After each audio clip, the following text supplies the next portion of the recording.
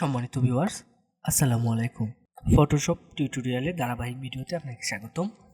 আজকের ভিডিওর মাধ্যমে আমরা দেখাবো যে কোনো লো লাইট ইমেজকে কিভাবে আপনি হাইলাইট করে নিতে পারবেন, অর্থাৎ অন্ধকারাচ্ছন্ন একটা ইমেজকে কিভাবে আপনি খুবই শার্পনেস একটি ইমেজে কনভার্ট করে নিতে পারবেন।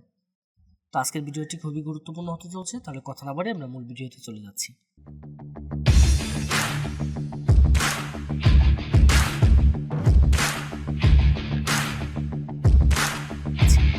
ক্যানভাসে আমার যে ছবিটি দেখতে পাচ্ছেন, ছবিটি অনেকটাই ডার্ক লাইট, অর্থাৎ পিছনের ব্যাকগ্রাউন্ডগুলো একেবারেই ডার্ক এবং ইমেজটাও ঠিকঠাক ক্লিয়ার না, অনেকটাই অন্ধকারাচ্ছন্ন রয়েছে।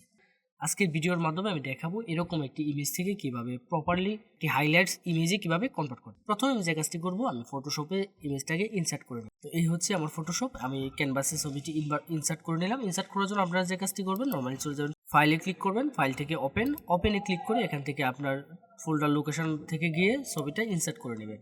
ইনসার্ট করার পরে আমরা যে কাজটি করবো, আমরা চলে যাব লেয়ার প্যানেলে।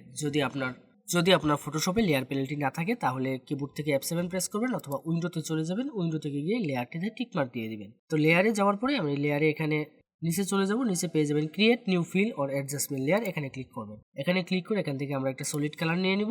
সলিড কালারটা আমি হোয়াইট রাখবো। দেন একটা সলিড কালার অ্যাড হয়ে গেল। এখন এই কালার মোডে চেঞ্জ করব। কালার মোডটা চেঞ্জ করার জন্য এখানে দেখবেন নর্মাল লেখা রয়েছে, set the blending mode for this layer, এখানে ক্লিক করবেন। এখানে ক্লিক করে সফট লাইটটা সিলেক্ট করে দেবেন। দেখেন অলরেডি একটা লাইট চলে আসছে এবং ডার্ক ইমেজটা অনেকটাই ক্লিয়ার হয়ে গেছে। এখন আমরা আবার চলে যাব create new fill or adjustment layer, এখানে ক্লিক করব। ক্লিক করে এখান থেকে আমরা যে কাজটা করব, ব্রাইটনেস এন্ড কন্ট্রাস্টে ক্লিক করব।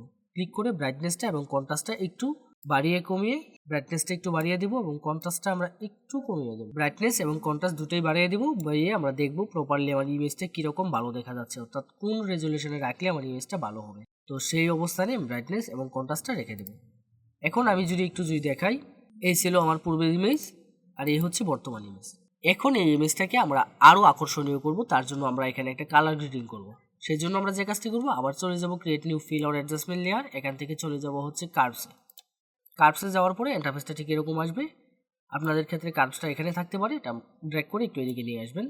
এখানে দেখেন অটো নামে একটি অপশন রয়েছে, এখানে অ্যাডজাস্টমেন্ট থাকবে এবং এখান থেকে প্রপার্টিসে চলে যাবেন। প্রপার্টিসে যাওয়ার পরে এখানে দেখবেন অটো, ক্লিক করলে এখানে অটোমেটিকলি একটি কালার গ্রেডিং নিয়ে নেবে। যদি এটি আমার কাছে চয়েসফুল হচ্ছে না, তার জন্য আমি এখানে প্রিসেট কাস্টমসে ক্লিক করব। ক্লিক করে এখান থেকে স্ট্রং কন্ট্রাস্ট এখানে ক্লিক করব, অথবা এখানে অনেকগুলো অপশন পেয়ে যাবেন, মিডিয়াম কন্ট্রাস্ট, লাইটার, ডার্কেন। তো ফাইনালি আমার কাছে ডার্কেনটা ভালো লাগছে, তো এটা সিলেক্ট থাকবে। দেন এখান থেকে ক্লোজ করে, এখন এই লেয়ারগুলো আমরা যোগ করে দিলে আমাদের আউটপুট রেজাল্ট পেয়ে গেলাম।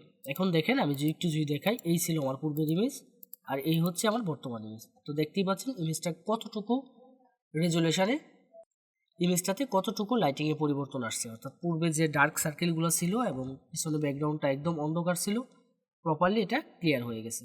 এই ছিল আজকের মতো। এরকম গুরুত্বপূর্ণ ফটোশপ টিউটোরিয়ালের জন্য আমাদের চ্যানেলটি সাবস্ক্রাইব করে রাখতে ভুলবেন না।